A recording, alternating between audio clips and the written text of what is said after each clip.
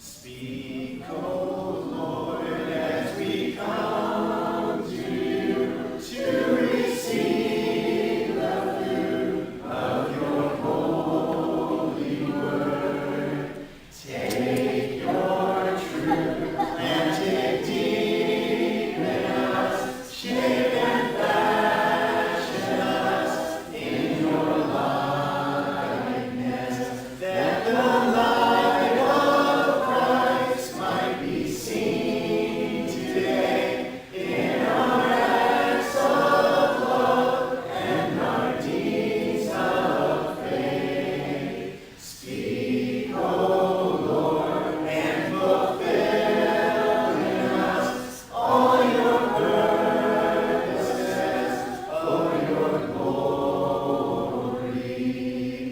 Teach us, Lord, full obedience, holy reverence, true humility.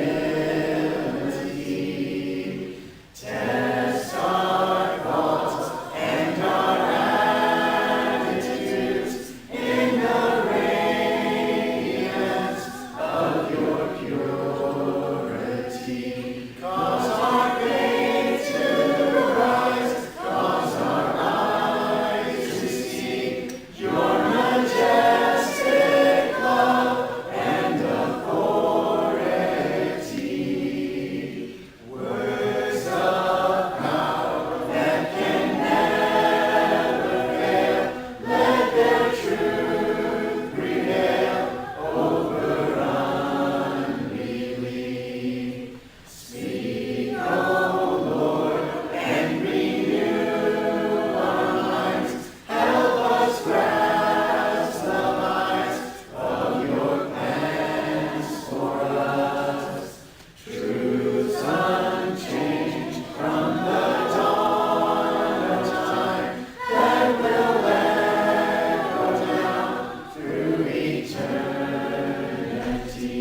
And by grace will stand on your promises, and by faith will walk as you walk with us. Speak, O Lord, till your church is built and the earth is filled with your glory.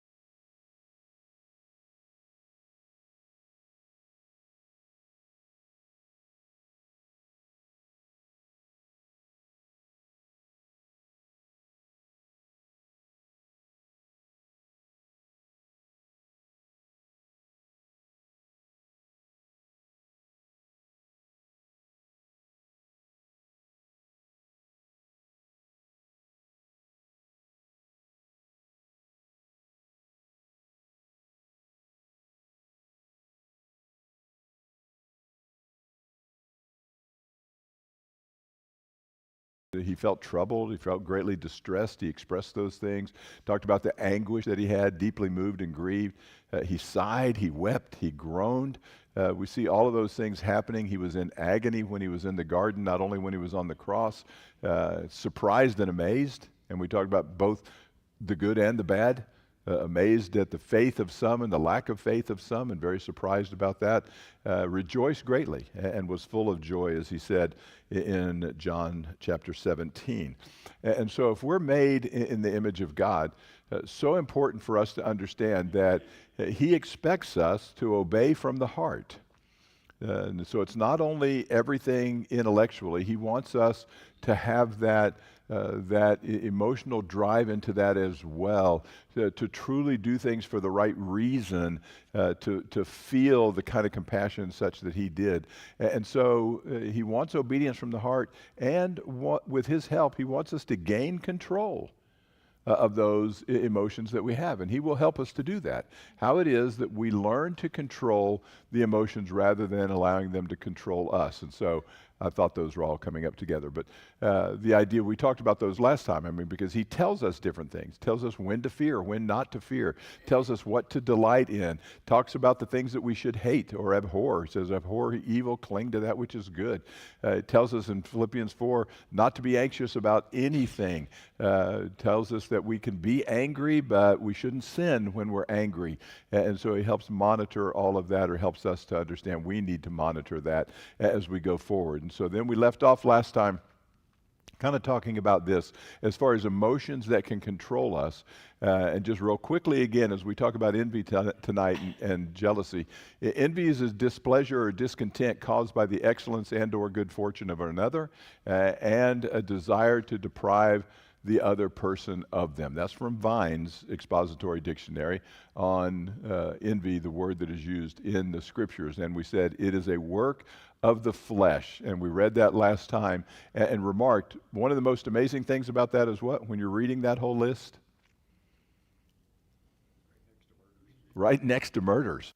It's just the list that it is included in. We're going to see that. I'm projecting these other verses that we're going to look at tonight for a moment, and then we're going to have some questions that go along with that. But in Romans chapter 12, and even as they did not like to, in chapter 1, did not like to retain God in their knowledge, God gave them over to a debased mind to do those things which are not fitting, being filled with all unrighteousness, sexual immorality, wickedness, covetous, maliciousness, full of envy, murder, strife, deceit, evil-mindedness. They're whisperers and backbiters and haters of God, violent and proud and boasters. Some of those lists are just remarkable, are they not? The kind of people that are being described as you continue in Titus 3, for we ourselves were also once foolish, disobedient, deceived, serving various lusts and pleasures, living in malice and envy, hateful and hating one another. Or in Proverbs, a heart of peace gives life to the body, but envy rots the bones. I love that particular description. Just saying, look, it is way more damaging to us than we think. Or Proverbs goes on to say, don't let your heart envy sinners. Why would we ever envy sinners? They look like they're having all the fun. Absolutely. When you look around, Solomon in Ecclesiastes just dealt with that whole concept. If you're looking at this under the sun view of things, it's never going to look right to us. Good people are dying. Bad people seem to be doing very well. Sometimes, as we said, we sing songs. Farther along, we'll understand. Farther along, we'll know all about it, because the wrong things seem to be happening here. And so sometimes there's a desire. We see people that aren't living right, but we see their life going along very well, it seems like, or maybe their financial situation and things like that. And it's almost like, oh, you almost wish you could be there. And he's saying, don't envy sinners. Always be zealous for fear of the Lord. I'm telling you, we should not think like that, because that's like looking at Facebook posts and believing that's the way Oh, to live amen. every second for these people. It's just not. It's not real. One of my favorite statements that we used when we talk about technology and Facebook and stuff like that in our marriage retreats, and said, may your life be half as exciting as your Facebook posts say it is. And that's the truth. And I'm sure we're all in the same position. We've got family members that post things. I'm thinking, do they not know their own kids? Do they not know what's going on in life? And I'm not meaning their kids are bad. I'm just saying nobody posts Facebook post that says, you know what, it's just been a real struggle today. Everything's going backwards for me. We post all the good things, and so don't believe. Don't believe half of what you, and especially these days, you get on Facebook now, and I try not to spend any time on there that any more than I can help it, but clickbait. Have you seen, people will put something on that you think, wow, I need to read that, and there's no truth to any of it. It is just to get you to click and go to something else. James 3 says, who's wise and understanding among you? Let him show you by his good conduct that his works are done in the meekness of wisdom. But if you have bitter envy and self-seeking in your hearts, do not boast and lie against the truth. This wisdom does not descend from above, but is earthly, sensual, demonic. For where envy and self-seeking exist, confusion and every evil thing will be there. I mean, pretty remarkable, all the things that are said. For you are still carnal in 1 Corinthians 3. And we'll come back to that verse in a minute. But you're still carnal. For where there are envy and strife and divisions, are you not carnal and behaving like mere men? 1 Corinthians 13, love suffers long and is kind. Love does not envy. Love does not parade itself, is not puffed up. Romans 13, let us walk properly as in the day, not in revelry and drunkenness, not in licentiousness and lewdness, not in strife and envy, but put on the Lord Jesus Christ and make no provision for the flesh to fulfill its lust.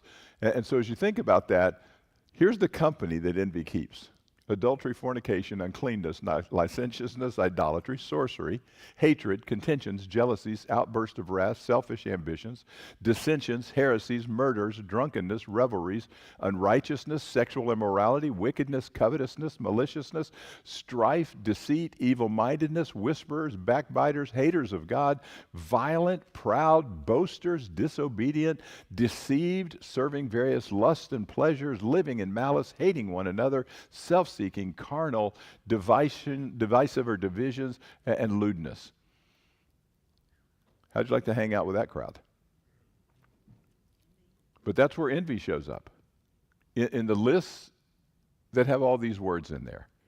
And that should mean something to us, because envy doesn't on the surface always seem like it is that bad compared to some of those other things. But God does a good job of just saying, look, you need to see this in the true light in which it can be understood. And he puts envy in some really bad categories. So as you think about that, let's think about, so what are the causes of envy? What are the effects of envy as they show up? So let's think about Genesis chapter 37. Somebody turn there if you would. We won't read every one of these stories because we're familiar. We're probably familiar, most of us, with this particular story. But in Genesis chapter 37, you've got some statements made, in particular, statements made about a father and a son and the brothers when you're reading this section. So somebody who's there, just read that first part. Who's got Genesis 37? Anybody? Oh, let me go all the way back. Ellen, if you'd read about the first 5 verses there or so, and I may have you read farther than that, but. Now Jacob dwelt in the land where his father was a stranger, in the land of Canaan. This is the genealogy of Jacob. Joseph, being 17 years old, was feeding the flock of his brothers. And the lad was with the sons of Bilhah and the sons of Zilpah, the father's wives. And Joseph brought a bad report to his father. Now Israel loved Joseph more than all his children, because he was the son of his old age. Also he made him a tunic of many colors. But when his brothers saw that their father loved him more than all his brothers, they hated him and could not speak peaceably to him. Now Joseph dreamed a dream, and he told it to his brothers, and they hated him even more. All right. So we know the rest of that story. So we're not going to read that whole thing. So you've got, the first thing you see is problematic in that passage is what? Israel loved Joseph more than he loved the others. Did he not? It says that. And he loved him for good reason, though, right? This is the son of my old age, so I should love him more than I love all the others. No, I mean, that was his reasoning. It's not good, but he did. He loved. And so how'd that go over? He makes him a coat of many colors, or has a coat, this coat of many colors, and Joseph's got this. How do his brothers react? When Joseph goes to his brothers, what do? What do they want to do? They want to kill him. They see him coming. It's like, you know what? Here's our chance. Let's kill him. Let's tell our father that the wild beast got him, and we are done with this problem. Especially because it wasn't only a coat. What else happened with Joseph? He goes and tells his hateful brothers about his dream. Yeah, it tells his brothers about his dream. But his dad didn't react any better about the dream even than the brothers did he? I mean, other than the fact that it says his dad, he at least held that information in. It says that he kind of took that in. But it's like, so imagine you're the brother. And the dream interpretation is, look, I know I'm younger than you, but you are going to bow down before me someday. I'm saying I can imagine telling an older sibling dad, hey, I know you're older. Trust me, God's working this so that you're going to be bowing down before me. That's going to anger the brother, is it not? And it did. It angered them. And so they throw him into a pit. They want to kill him. They don't. They sell him to a band of Ishmaelites who are coming by and sell him into slavery. And so you see that. And it tells us in Acts chapter 7, it was because of envy that they did that. It was because of envy. You know what? I don't want him to have what he has from the Father, and I want to remove that. And so they chose a bad way to try to do that, to deal with it. But clearly, you've got cause and effect in all of these stories. What about Rachel in Genesis chapter 30? Anybody remember what happened with Rachel? In chapter 30, somebody give me a summary of what was going on. Who's got that? Go ahead, Seth.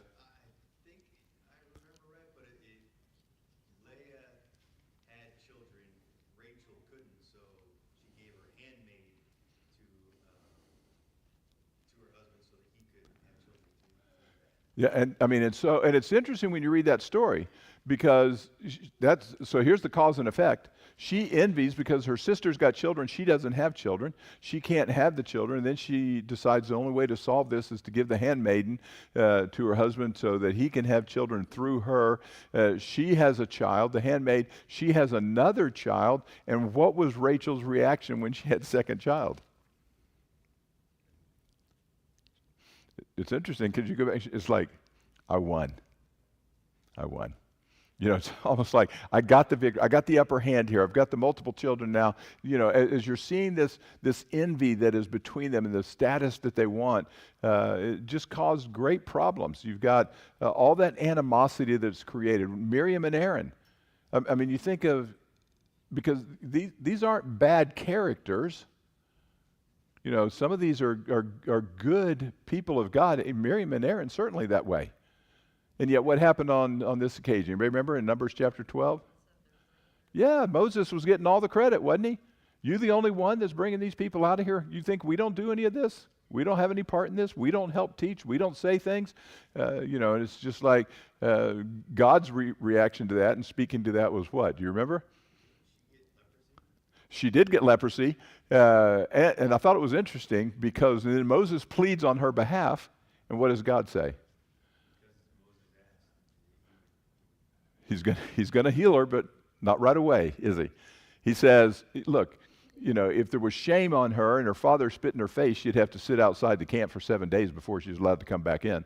Let her sit outside the camp for 7 days. She can think about this a little bit. And so she did. She had to stay outside the camp until that, and then the leprosy's healed. But even in that process, you remember God saying to them, when God speaks, sometimes he speaks to the prophets, he says, through dreams and through visions in different ways. He said, but my servant Moses I speak how? I speak face to face. He was letting them know, don't step on this ground that you don't belong on. But they were envious of that. Moses was getting all the credit for that, not uncommon. Korah and his friends, same way, was it not? And they wanted the same kind of thing, the recognition, and they wouldn't accept when they were called out. They wouldn't even come before Moses. They wouldn't have this discussion at all. And so the whole prayer was over what? When they had a prayer, it was like, remember him saying, if, we'll figure out who God is for here. If they die like normal people, in a normal way, then you know that God is not with me. But if he devises a brand new method and opens up the ground and swallows them up, he says, then you know who God has spoken to. And so they did. But you watch this, you know, and so you got this whole family and this clan dying because of the same problem with you brought us into this land where we're not doing well here, we're not eating, we had everything where we came from, we're upset about that. Joshua in Numbers chapter 11. Somebody turn there and just look at that example. What happened there? Numbers chapter 11, starting in verse 26.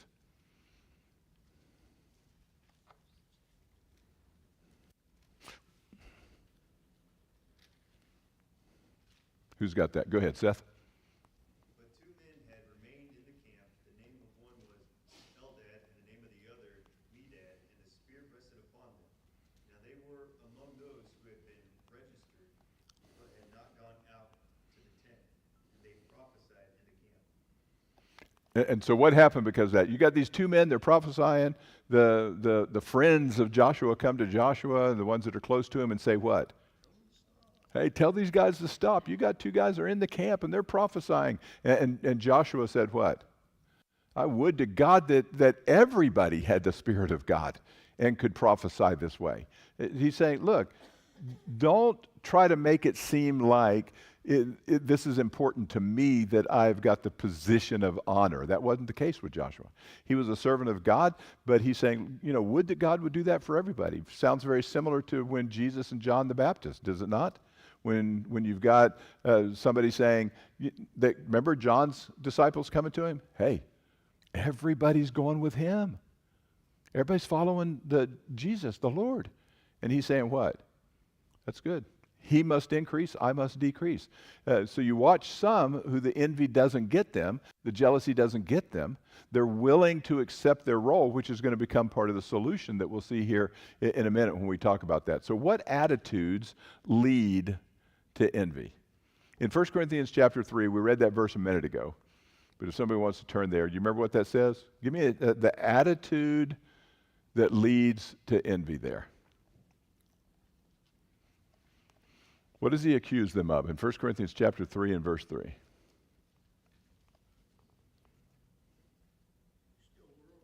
You're worldly. You know what? You're thinking like the world. You're not thinking like God. You're missing the point. You're carnal. You're making your decisions based on your fleshly feelings and how you're dealing with that. And God told them. And that caused multiple problems with the Corinthians, did it not? He said, you guys are just so carnal that it was affecting all these different areas of their life. And so are we focused on worldly things or godly things? And that's going to make a big difference as to how we approach the whole subject of how do we feel about others doing so well, and what do we want? Do we want good for them? Do we not want good for them? What about Galatians 5 verse 26? What's that say? What's that? So in other words, what's the attitude that's going to lead toward envy? Pride. I think a little bit too much of myself, right? Same thing in Romans 12, where he specifically says what? I'm telling you, I need everybody not to think more highly of himself than he ought to. If I think too much of myself, then I'm not going to typically be happy if others are doing well. I would rather have that upper position. And so that leads to envy. That leads to jealousy. I've got the wrong view of myself, and so it causes that. So here's the question then for us tonight. What symptoms might we look for in ourselves? You go to the doctor. Sometimes the doctor can take a draw of blood and can tell you what you have because the blood is conclusive and tells him exactly what you have. Sometimes he can't. Sometimes he has to have you list the symptoms you're feeling, and they have to work through the symptoms. I know that I've got several friends, had several friends, who have passed from this life by ALS. You realize how hard that is for them to detect? I mean, it's not like they can just take a blood draw and say, you've got ALS.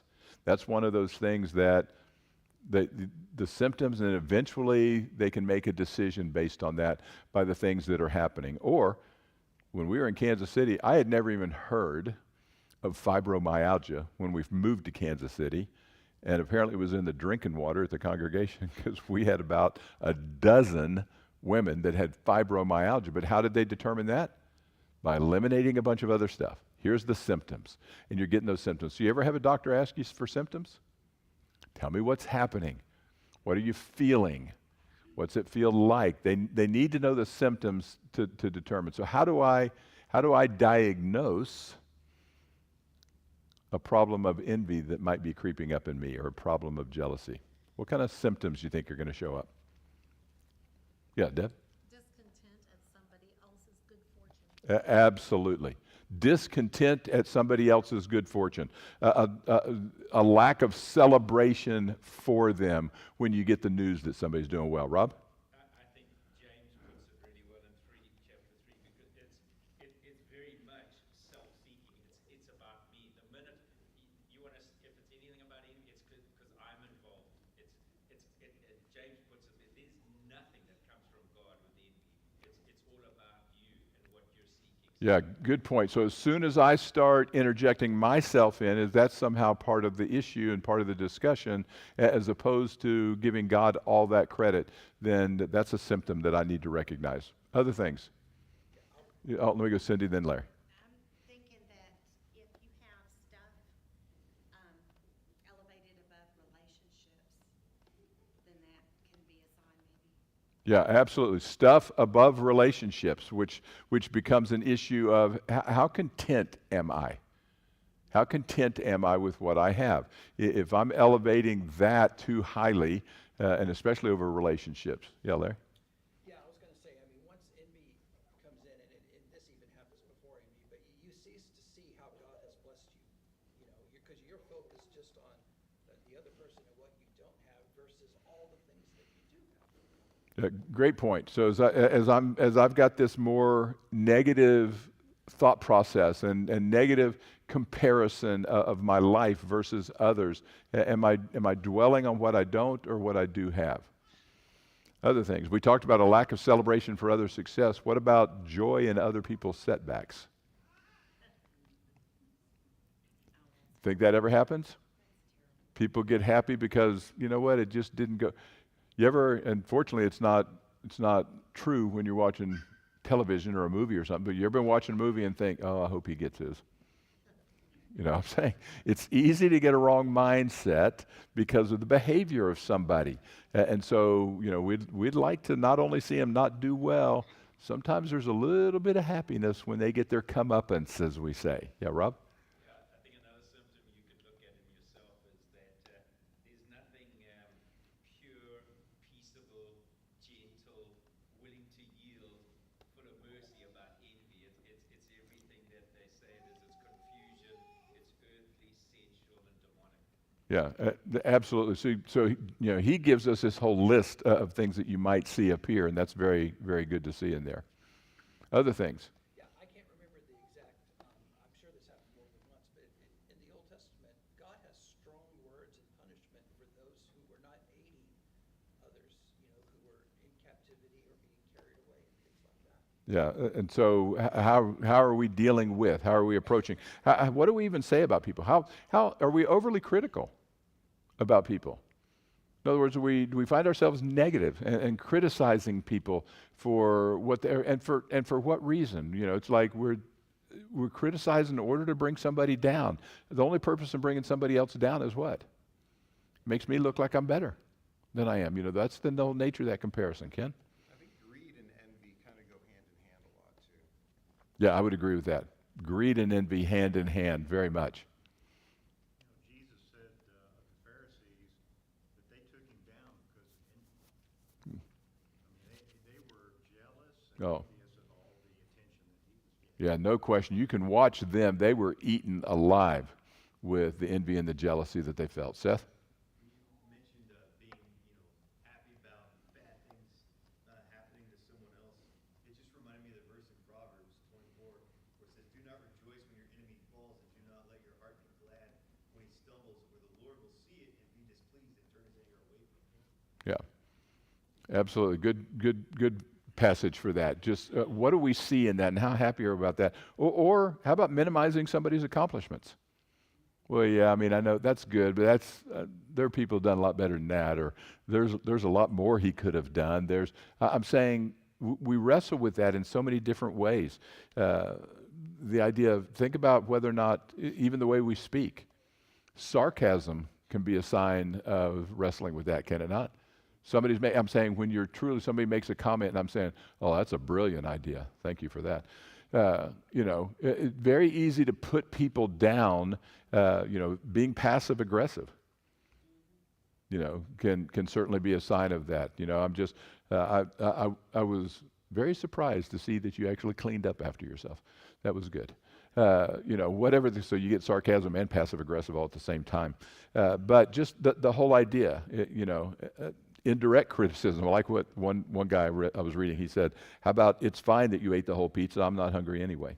So, just the whole idea of how am I approaching it with the way that I speak and the way I talk to people and the way that I talk about people. Procrastination can be a sign of that. Somebody's asking me to do something, I procrastinate, maybe because I don't think it's as important. I don't want to think that it's as important. So I downplay what they're asking me to do, whatever the case may be. Doesn't mean it always is. Withholding communication can be that, as I'm giving somebody the cold shoulder. So there's a lot of symptoms that can be there that we can show. So what kind of attitudes or right thinking will prevent it? How do I overcome? How do I prevent envy? How do I make sure I'm focused on the right things? So look at these passages if you would. 6 of them up there, so hopefully we get 6 people who will all decide to pick a different one without assigning them specifically. So.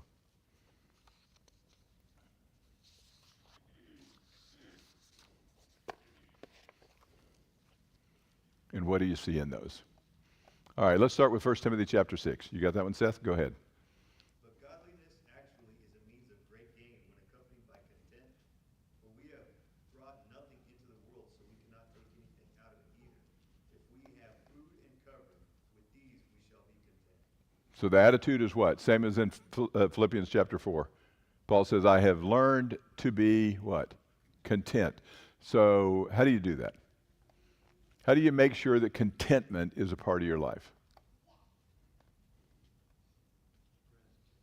What's that? Oh, no question. Gratitude is absolutely critical. Absolutely critical. Other things to help you be content. Yes, Seth? Just remember that God knows exactly what we need, and He will provide for us. And so God knows what we need, and that's what He's going to provide for us. What's that? Oh, absolutely. We need the humility. Blessed are those who are poor in spirit. I understand what it is that I am supposed to be, who it is that I'm supposed to be. And so what would make us discontent?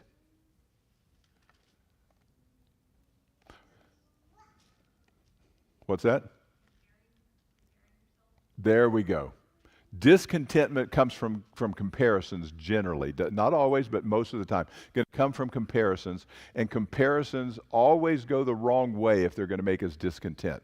And so like we've talked about before, I remember still, this got to be 40 years ago when I was talking to my good friend Rick Lanning, who preaches up in Minnesota now, when he made his first trip to the Philippines and was preaching over in the Philippines.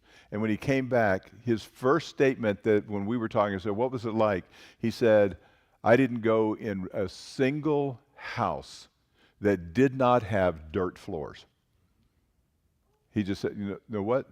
That was the way every single person that he was over there visiting and teaching and preaching and going into their homes to eat, nobody had anything on the floor except the dirt. They were in huts with dirt floors. And so I'm saying, so you come home and you walk in your house, if what you're going to compare is what you have to somebody that has one room and all 7 of them live in the one room and it's got dirt floors, should help me appreciate, should it not, what I have? Comparisons need to be made the right direction. The same way, even if we talk about Christianity and growth, comparison's not a bad thing when you're talking about spiritual growth. But the comparison should be, as Paul said to the Ephesians, to the fullness of the stature of Jesus Christ. So every time I look at Christ, I understand, yikes, I've got a long way to go. And you just keep striving harder. But if I look at somebody else, I might not strive so hard. Same way. You want to be content? Understand how unbelievably blessed we are by God, even when we don't have lots of things. Because He's going to tell the Christian who's over there in the Philippines with the dirt floors, who has a meal to eat, that he should be content. That's why He says, if we have food, if we have shelter, and that's hard. So let me mention one thing to go along with that. We talked about simplicity a few weeks ago, and possessions and things of that nature, and talked about the book, Celebration of Discipline, and him talking about all of that. So I spoke to at least some of the shepherds. I can't remember if I talked to all of them or not, but I spoke to some of them. We did this in Kansas City, and it was a good thing to do anyway. So I'm going to collect. I'll collect them here. We'll put them in my office or in the resource room temporarily or whatever. I talked to Haven of Hope today, Haven for Hope, and said, what do you guys need this time of year? What do you need? I said, do you need coats and jackets and things of that nature? The girl said, oh my goodness, yes. We are in desperate need always of jackets and coats and sweaters and long sleeve things as we approach winter, because they've got a lot of people. They try to help them, but some of them still are on the streets an awful lot. And so I'm going to collect coats. So my challenge would be, we're a big enough congregation. I'd like to be able to take 100 to 200 coats and jackets to them. And so if you've got, look in your closet. I pulled some out this week. First off, I'm in San Antonio, and you open your closet and you're thinking, I'm in San Antonio. What in the world do I need 5 coats for? I'm not talking about sport coats. I'm talking about jackets that are keep you warm. Can't possibly need, it was the other way around when we moved from Florida to Missouri. They took a box out of our moving van that was about this big, about that tall, and it said winter clothes on it. And they're looking at us like, you guys have lost your minds. But we're coming out of Florida. So have you got coats? Bring them to me in the next couple of weeks. I told them within a couple of weeks or so, I want to bring a bunch of coats down to them. Coach Jack, what's that? Adult, children, women's, men's. They said they need they need a lot of other stuff too, but they need every single size that you have available. So you bring them to me, we'll stuff them somewhere until we haul them down there. So, and I can just tell you, I don't want to put a challenge to you like I'm trying to shame you or anything, but our congregation in Kansas City was not as big. We were at that time, we were probably about 180 in attendance. We ended up with a little over 300 coats. 300 coats. So that was just something that obviously we didn't need to hang on to, and somebody benefited from. So anyway, just issuing that challenge. You bring me coats, bring them here to the building. We'll get them stuffed, even if I have to take them home and stuff them in one of Judy's rooms until I can take them down there. Then I can always do that. So, all right. Other passages here. 1 Corinthians 12. Who's got that? Go ahead, Rick. There are different kinds of working, but in all of them and in every one it is the same God at work. 11, all these are the work of one and the same Spirit, and he distributes them to each one, just as he determines. All right, so God has given me what? Everything I need. Has he not? It may not be the same thing he gave you, but he's given me everything I need, and I need to recognize that. What about chapter 3, verse 22 and 12:7? Who's got that?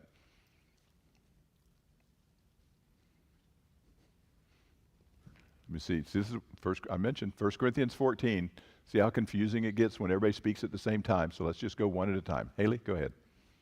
Whether Paul or Apollos or Cephas or the world or life or death or things present or things to come, all things belong to you. All right, and so he's saying what? You know what? As these Corinthians were fighting even over who my teacher is, who I'm aligned with, and he's just saying, who's in charge of all of this? Whatever gifts anybody has, God has given them. Every gift that anybody has, God has given them. What about 1 Corinthians 12:26? Oh, go ahead, Fiona. And if one member suffers, all the members suffer with it. Or if one member is honored, all the members rejoice with it. And so what attitude and activity are going to help me to be not envious? Yeah, I need to not only feel, I need to empathize.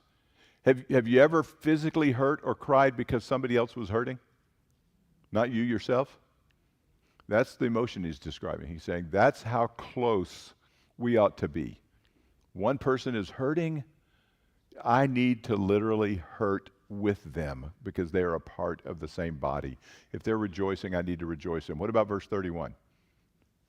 Go ahead. Were you going to say something, Nathan? No, no question. You have to have the relationship if you're going to have that kind of feeling. No question. What about verse 31? 1 Corinthians 12:31. Go ahead, David.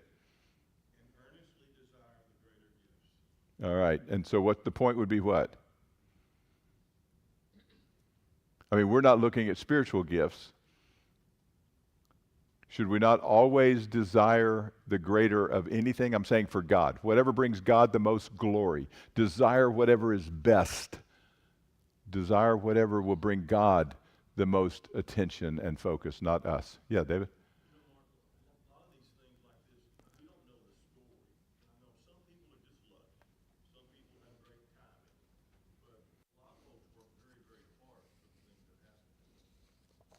Oh, yeah, no question. Yeah, and honestly, God is saying it doesn't matter what the reason is. Your focus shouldn't be what they have anyway. So, however they came by it. And then Romans 12 real quickly, and then we're going to end. Go ahead, Court. Rejoice with those who rejoice, and weep with those who weep. Be of the same mind toward one another. Do not be haughty in mind, but associate with the lowly. Do not be wise in your own estimation. Never pay back evil for evil to anyone. Respect what is right in the sight of all men. If possible, so far as it depends on you, be at peace with all men. Absolutely. And so he's saying that this is such an attitude issue, is it not? What am I going to think? How am I going to view things? Don't be haughty. Don't think about yourself too much. Understand as others are. Go ahead, Ken. And I think this one is like what we're going to see with all of the ones that you're trying to avoid and not be controlled by. They're easy to slip into and harder to get out of. Yeah. And you have to want to get out. You have to make that effort to move towards God, because if you don't make any effort, you just keep slipping back. Yeah, great point. When we did the whole 3 chairs, the concept was what?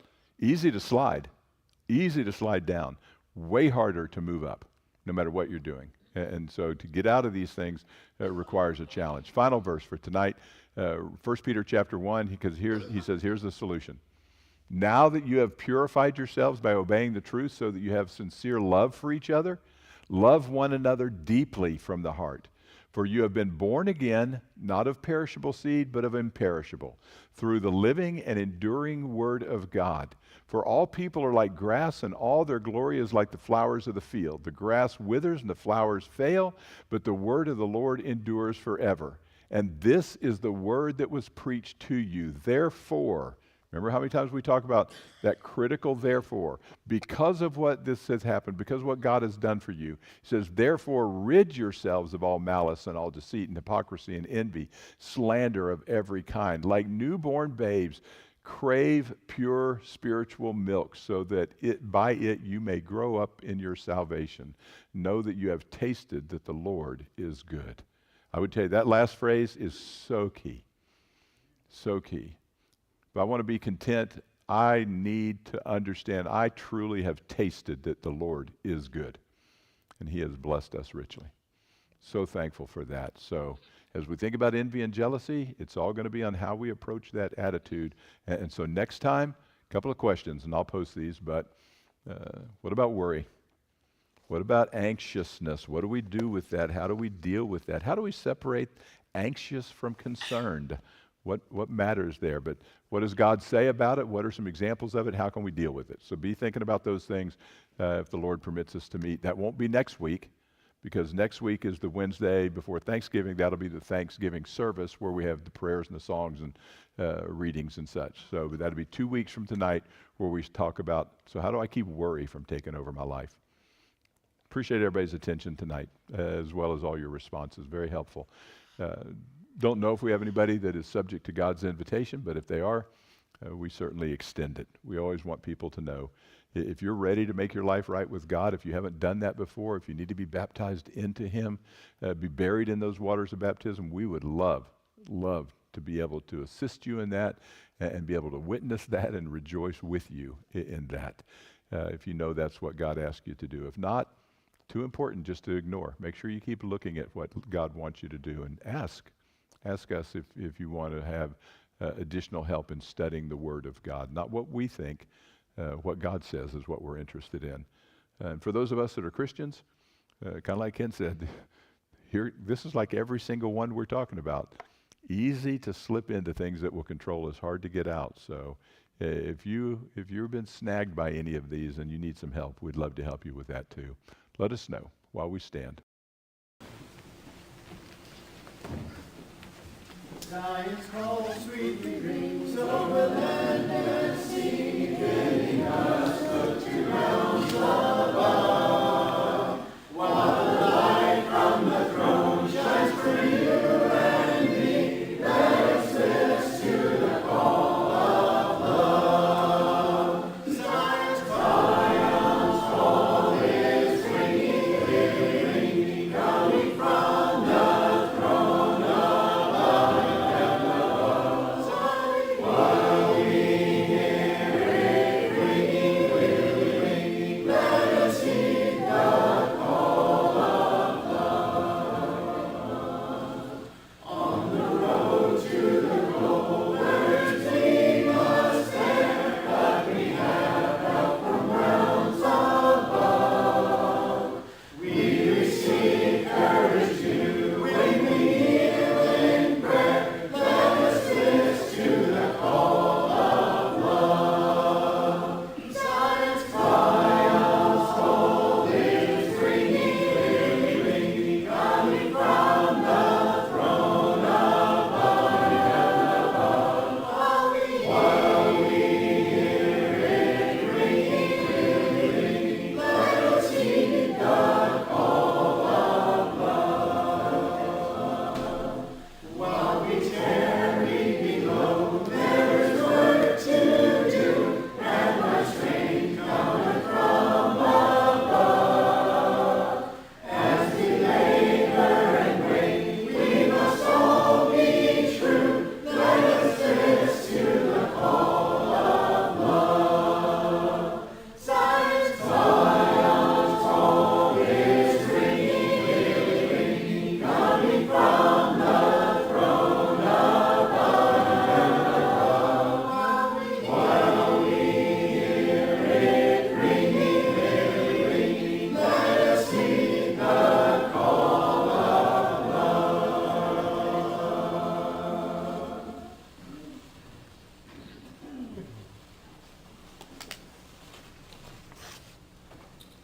Mark, always appreciate it. I think we Give us give challenges. 300 coats? Those people have more coats than we have, though. Right? That's what I was thinking. But you know what? I can open my closet, and I'm sure unlike you, I can pick out things I don't even think they're mine. And I'm thinking, where did this come from? So, Mark, we accept that challenge. Been good to have everyone here. Alyssa Bittiger's Bible is still in the back, and I don't know what the timing on that is. Rob Wiggins says Sunday night we're going to be giving her the Bible, and so please, every time someone's baptized, we give them a Bible, and we have everybody in her spiritual family write a note, or go and circle your favorite verse and put your name by that somewhere in the Bible. So she would appreciate that as well. This Saturday we have the breakfast Bible study. It's at 9 o'clock, and it is at the younger Carter's house. I didn't see anybody that had responded to Terrence, and I was going to take that unless somebody had jumped in that I don't know about. So I will take that. And the topic is, or the title is going to be, "And Who is My Enemy?" That is taken from Luke chapter 10, when Jesus is asked, "Who's my neighbor?" So I've got a assignment. It's a two-part assignment. I'm only going to give the first one right now, and I'm going to wait 24 to 48 hours to give the second one. Here's your first assignment. Come up with your enemies list. President Nixon, you may recall, had a famous enemies list, and you're thinking, And so there's a reason why I haven't given you the second assignment, because the second assignment will bleed into the first assignment. So that's your assignment. Hope to see everybody there. We always have great discussions at those. Anything else I need to bring to the attention of the congregation? Justin? My close friend and dad has a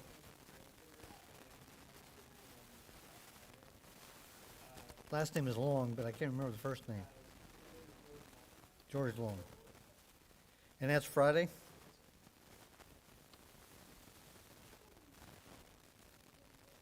Yes, thank you for that.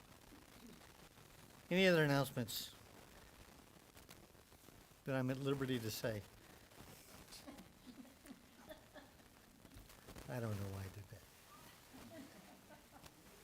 that. Okay, I think that's all I got on my list. Let's go to God in prayer. Father, we're so grateful to be here tonight. Grateful, Father, every time we can open up your word and every time we can read from it, we can read the chapters. We're appreciative of the work that Mark has put into this, for the verses that you would want us to be a content people, and content we should be. And Father, we know as we stop and think, we're not always content. And so it is, Father, that may your word work on our hearts and your spirit be in us, and we may all have a spirit of contentment because we have so much to be thankful for. You are so good, and Father, that is all we need. We're grateful for the many things recently that we've been able to rejoice about, for the safe birth of Robin Ray, for Emma's health during that delivery, and we rejoice with the Wiggins for the addition of another granddaughter. We're just grateful for this past week, past Saturday, we were able to come together and enjoy a large meal together.